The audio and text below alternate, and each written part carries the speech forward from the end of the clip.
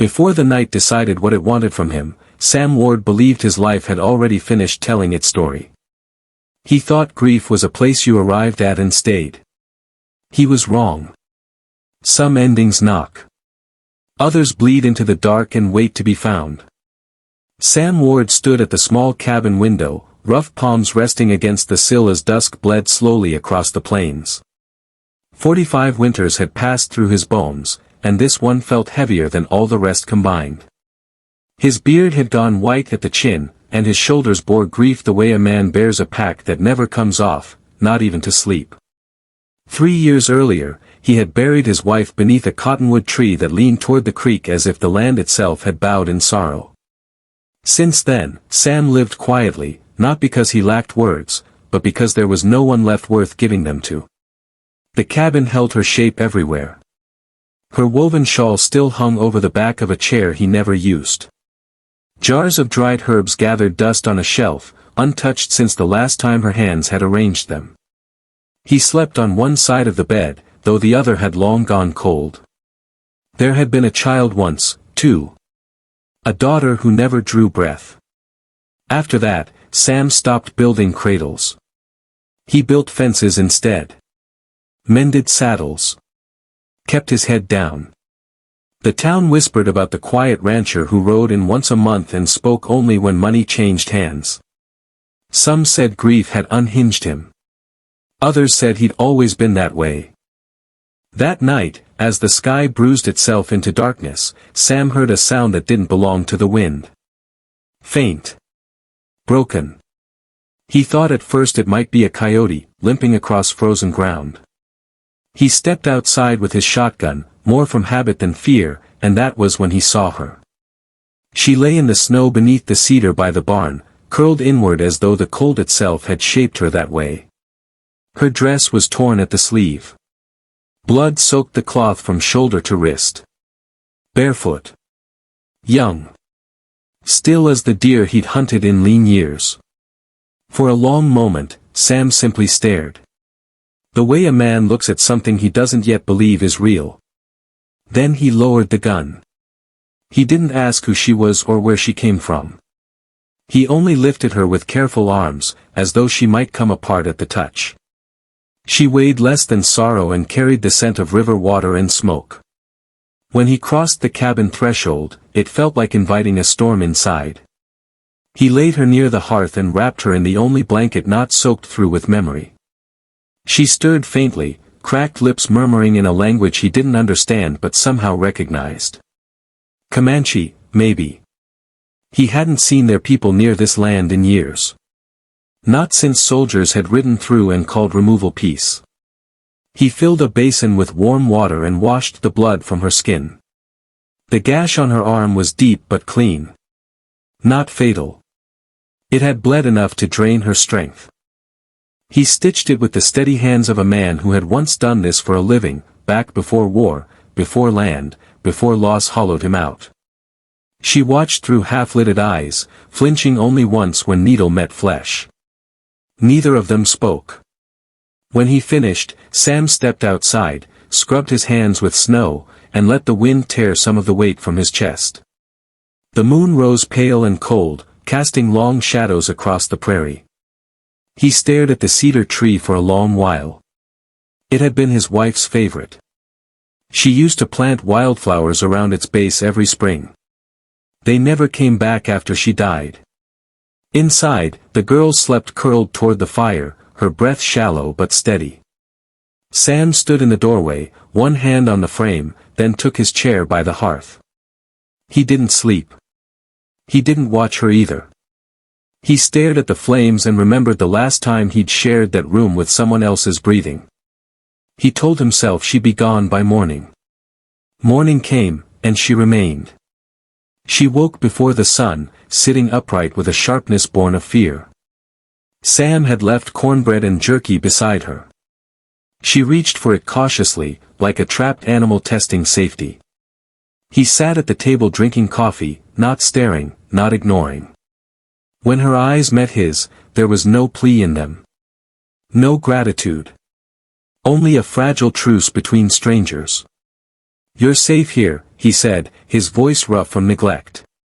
For now. She didn't answer. But she didn't run.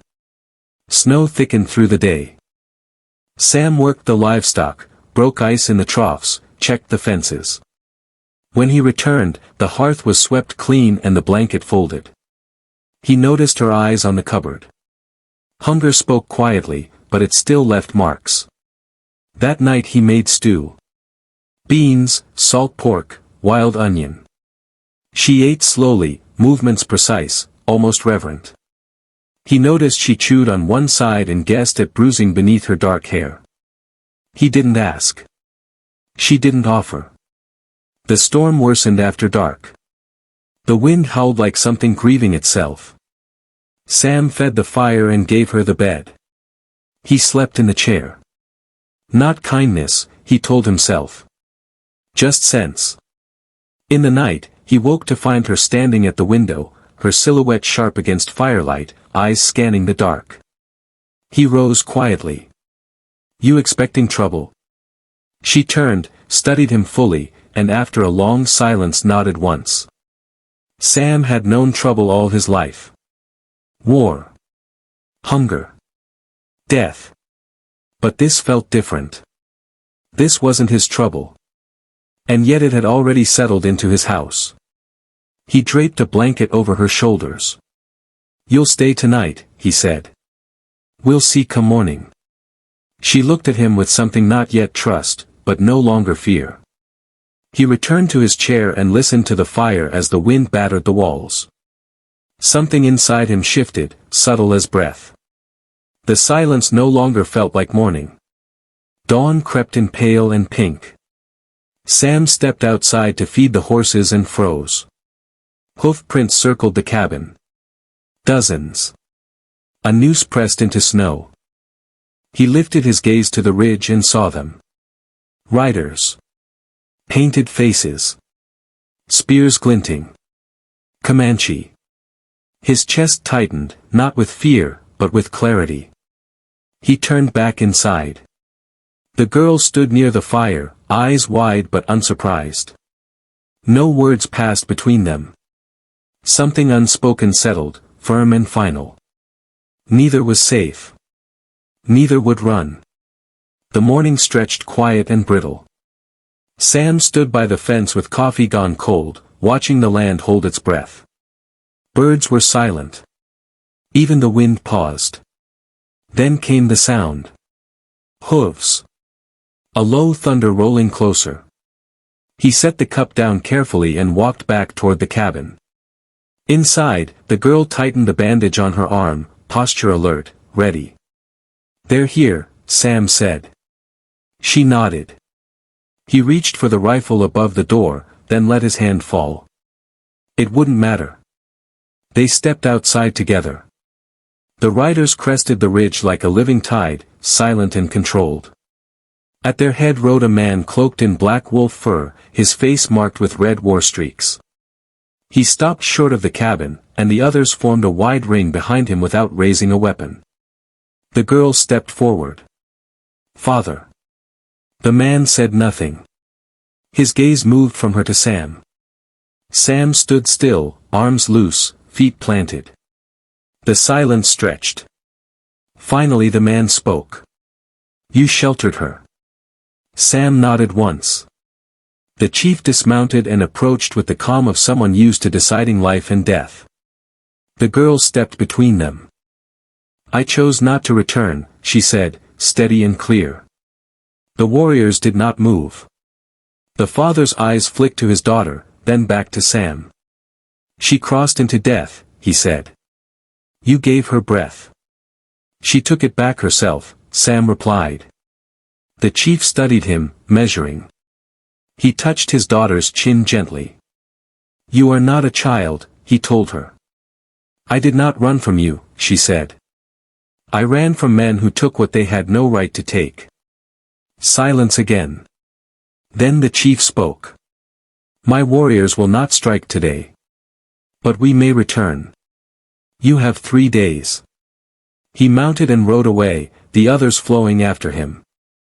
When the last shape vanished, Sam exhaled. Inside, the fire burned low. The girl sat on the bed, face closed. "You should go with them," Sam said quietly. "And return to silence?" she asked. "You gave me a room that didn't lock." He had no answer. 3 days settled over him like a ticking clock. That evening, wind rattled the chimney as she wove leather near the fire. Sam watched her, not with want, but wonder. "You don't fear them," she said. "I've already lost what men fear losing." She nodded. "I nearly have. I won't ask you to keep me," she said later. "But I won't leave unless you make me." Sam didn't tell her to go. He didn't tell her to stay. He fed the fire and let the world move closer to whatever waited next. The next morning arrived muted and pale, a sky the color of thin linen stretched tight across the horizon. The snow had not melted, but it had softened, losing its brittle edge, as if winter itself had paused to listen. Sam Ward stepped outside into the hush with the weight of the Comanche chief's words sitting heavy in his chest. 2 days remained. He carried them like stones in his pockets. He set himself to work the way men do when their thoughts crowd too close. Feed the horses. Check the tack. Mend the broken stretch of wire along the coop. His hands knew what to do even when his mind did not. Inside the cabin, the girl moved like a spirit slowly remembering how to be solid. Her steps were quiet but sure. She swept the hearth, rinsed tin plates, folded blankets with care. Once, near dusk, Sam saw her hauling an armful of wood toward the pile, her injured arm held carefully but not weakly. They still spoke little. Words were used sparingly, like water in a drought. But the silence had changed. It was no longer a wall between them. It had become a room they both occupied, wide enough to breathe in. That afternoon, she asked him his wife's name. It was the first time her voice carried intention rather than necessity.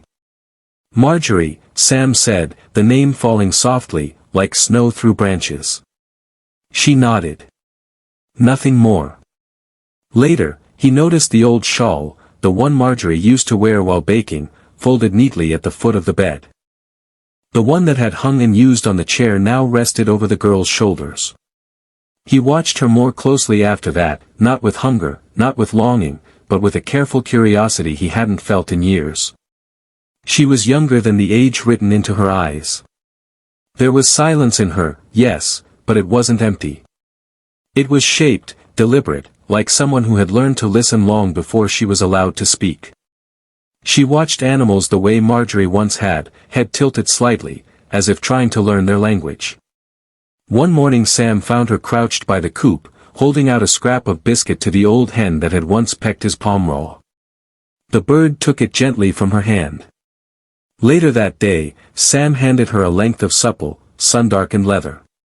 "Thought you might want to make something from it," he said. She looked up, met his eyes, and nodded. "Thank you."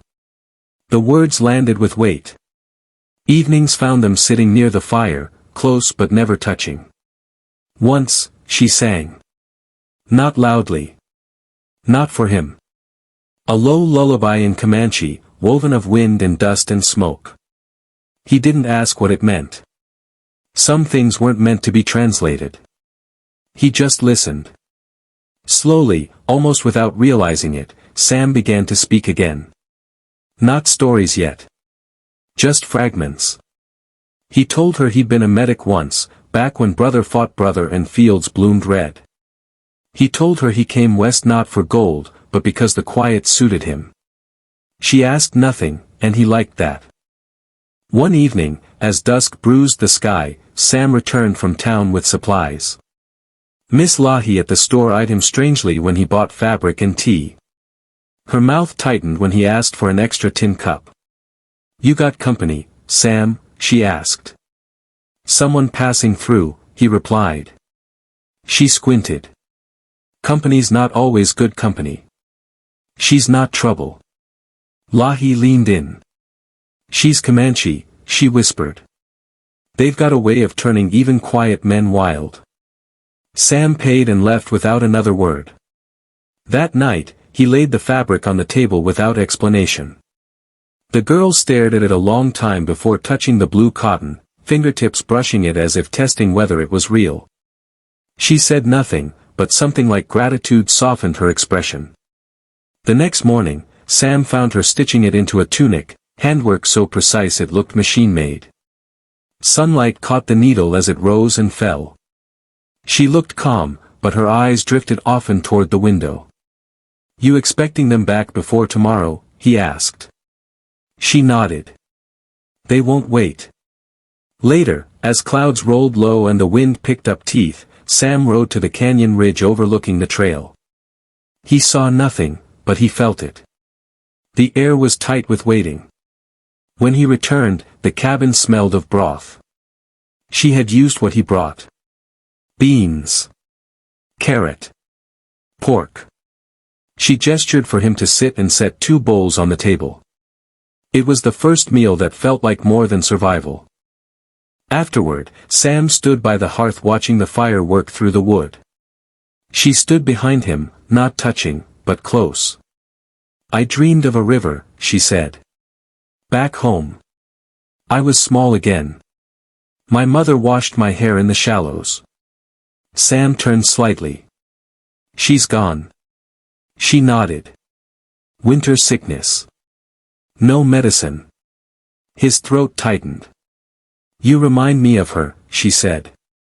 "You listen like every silence is a sentence." He didn't know how to answer. "You're not what I expected," he said instead. "Neither are you." They worked together the next day.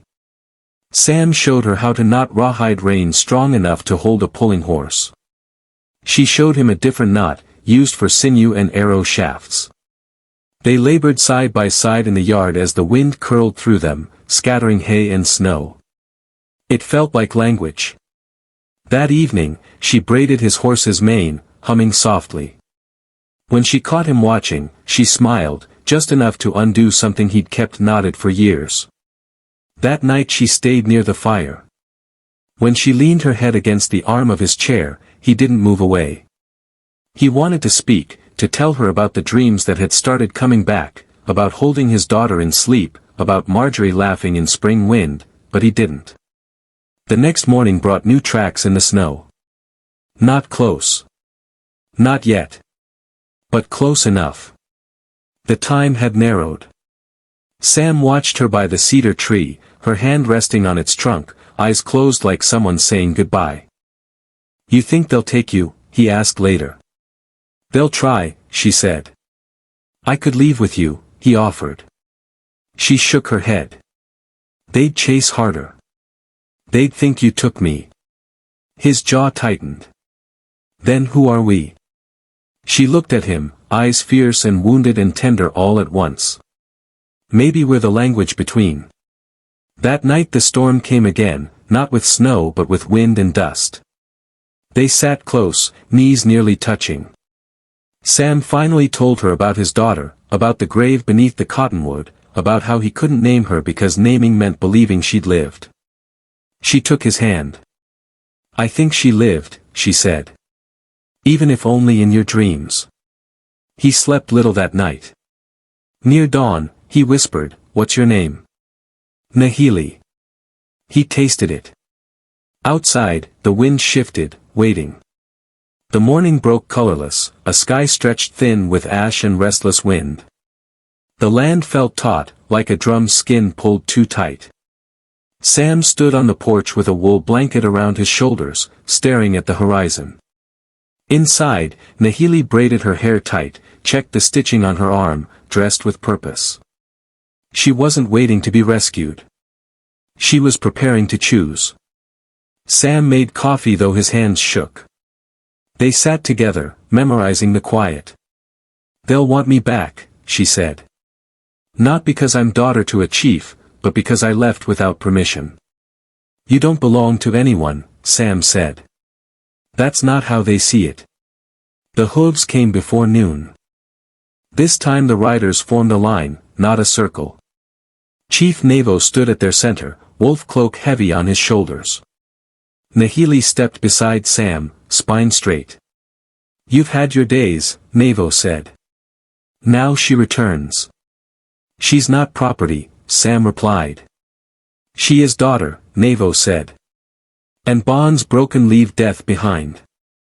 Nahili stepped forward. "Then let it die." A murmur rippled. Navo approached her. "You would stay with a man who doesn't know our ways." "I would stay with a man who let me be." Navo turned to Sam. "You love her."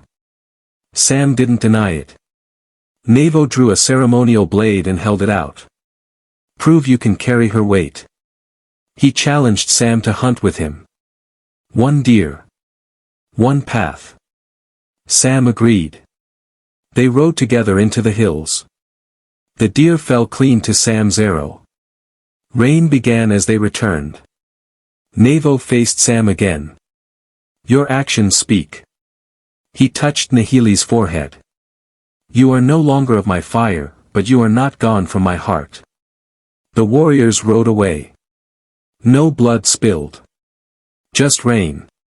Inside the cabin, Nahili wrapped herself in Marjorie's shawl. "You didn't flinch," she said. "Then stay," Sam said simply. Later, the storm wept itself empty. The tracks outside filled with water. The fire inside held steady. The sun rose slow and honey-gold, warming the frost that still clung to the tall prairie grass. For the first time in weeks, the sky stood clear and wide, blue as a held breath finally released. The storm had passed, not only from the land, but from between them. Sam Ward stood by the barn with a bucket in one hand and a worn bridle slung over his shoulder. His coat was patched and speckled with hay, but his posture had changed. Less like a man bowed beneath weight, more like one anchored to the ground. Smoke lifted from the cabin chimney in a steady ribbon. Inside, Nahili moved through the morning light barefoot, her braid falling dark and straight down her back. She did not hum. That was never her way. But there was rhythm in her now, a steadiness that hadn't lived in her before. She chopped herbs, folded linen, carried water without hesitation. Each movement belonged fully to her. Sam watched from the window as she spread a blanket out to dry. The shawl she wore was no longer Marjorie's. Nahili had stitched new edges into it, a strip of blue cotton sewn along the hem. Her work. Her life threaded into the old without erasing it. Sam turned from the window and lifted a small bundle from beside the hearth. Inside lay a necklace, 3 carved bone beads strung on leather, the kind his mother had worn when he was a boy. He held it a long moment, thumb brushing the center bead, then set it on the table where Nahili would find it. Not a promise. Not a claim. Just a quiet offering that said he saw her. Outside, the road toward town stretched dry and pale, its memory of snow already fading. There were matters that could no longer be avoided. Sam saddled the horse. Nahili stepped onto the porch, drawing her shawl tighter. "You're riding into town," she said. He nodded. "They'll have questions." She studied him. "You'll tell them." "I'll tell them what I can." She glanced toward the horizon. "They won't believe it. They'll believe what they choose." A pause settled. "You want me to stay behind?" she asked, though her voice held no fear. Sam hesitated only a breath. "I want you to choose." She looked at the horse, then back at him. "Then I choose to ride with you." He helped her mount, not from habit, but because he wanted to. Her fingers brushed his wrist, and the warmth of that trust moved through him. They rode side by side, hoofs striking earth in a rhythm that felt like heartbeat. As town came into view, Sam straightened. Eyes followed them as they dismounted outside Miss Lahi's store. Lahi already stood in the doorway, arms crossed, gaze sharp. Her eyes moved from Nahili to Sam and back again. "Well," she said, "you brought her back." "She's not cargo," Sam replied. Lahi didn't argue. "Folks won't take kindly." Nahili stepped forward. I am not an arrangement, she said calmly. I am a woman who chose. Lahi blinked, then stepped aside. Inside, the store fell quiet. Sam bought flour, sugar, coffee. At the counter he said, "We'll be married come spring." The words carried. Nahili didn't flinch. Outside, Sam breathed out, steadying himself. They rode home beneath a lowering sun. A hawk circled overhead. Back at the cabin, Nahili touched the cedar tree, fingers trailing over its bark. That night the fire burned low and rich. "Will you miss them?" Sam asked. "Some," she said. "Not all." She crossed to him and placed her hands on his face. "You never told me what you wanted." "I wanted peace," he said. "Didn't know what that meant until you came." She kissed him, not urgent, not hesitant, but certain. Days settled into a new rhythm. She carved bone and antler. He mended fence with her beside him. He taught her to shoot. She taught him to read tracks. The town softened, some of it. Miss Lahi set aside fabric. A boy asked Nahili to teach him arrow fletching. One evening, Sam sat by the fire carving a cradle. This one was for the life growing beneath Nahili's hands. "You're lighter," she said. "Might be because I don't carry it alone." Stars spread fierce and endless above them. Sam whispered, "Some stories begin with fire. Ours began when I opened the door." Nahili placed her hand over his heart. "And I walked in." They remained, two souls once shaped by storms, now rooted together in quiet ground, having finally made it home.